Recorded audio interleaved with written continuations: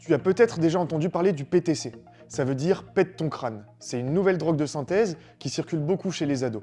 Elle a aussi d'autres noms comme Buddha Blue, Spice ou encore CEB. Le PTC contient des substances qui imitent les effets du cannabis. À la base, c'est une poudre fabriquée dans des laboratoires, souvent en Chine ou en Russie. Ensuite, c'est transformé en liquide totalement incolore et inodore. On l'utilise dans des cigarettes électroniques ou des puffs, ce qui le rend difficile à détecter.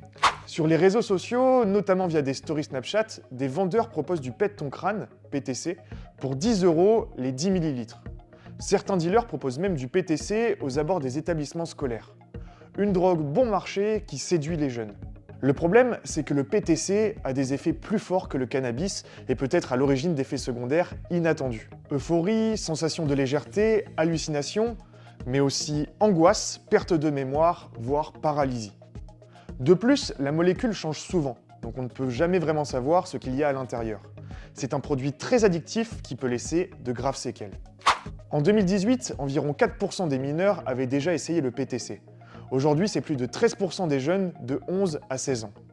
Et récemment, un jeune de la région a même été admis en soins intensifs après en avoir consommé.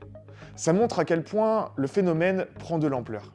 Le PTC s'est présenté comme un truc discret, facile à cacher dans une puff ou une cigarette électronique.